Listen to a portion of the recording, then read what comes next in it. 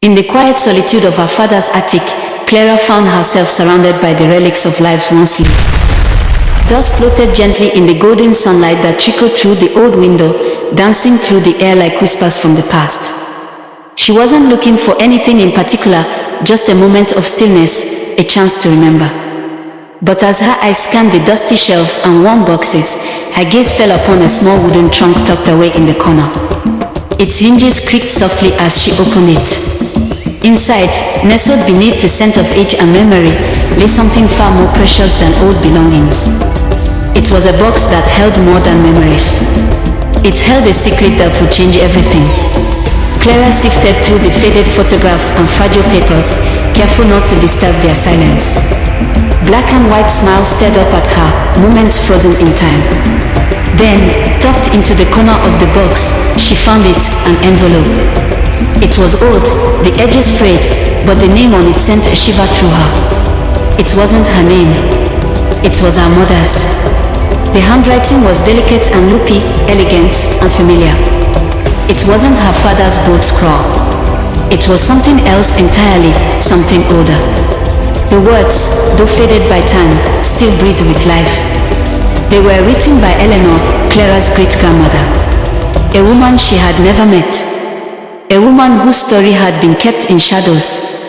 As Clara read, she could almost see her, sitting by a window, sunlight warming her face as she poured her heart onto the page.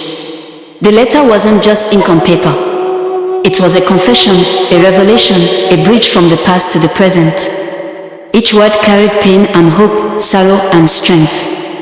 And as Clara read, she felt each emotion as if it were her own. With the letter as her guide, Clara began to uncover what had long been buried. She wandered through dusty archives and traced names across forgotten ledgers. She studied faded photographs and uncovered family trees with missing branches. She found fragments of stories whispered through generations, piecing together a truth that had once been too heavy to carry. Along the way, she met people who shared pieces of the puzzle, distant relatives, quiet historians, unexpected allies who saw the fire in her eyes and the purpose in her search. And with every new revelation, her understanding of herself began to shift. One day, her journey led her to a quiet cemetery on the edge of town. There, beneath the shelter of an old oak tree, she found the gravestone. The name carved into the weathered stone was barely legible, worn away by time and rain. But she knew. She had found Eleanor. In that moment, standing alone with the letter in her hand, Clara felt the weight of generations settle and then lift. The truth had not broken her. It had rebuilt her. She was not just the daughter of her parents or the child of a modern world. She was the keeper of a legacy, the voice of a silent story, the living proof that even the quietest truths deserve to be heard. Back in the attic where it all began, Clara carefully folded the letter and placed it back into the wooden box.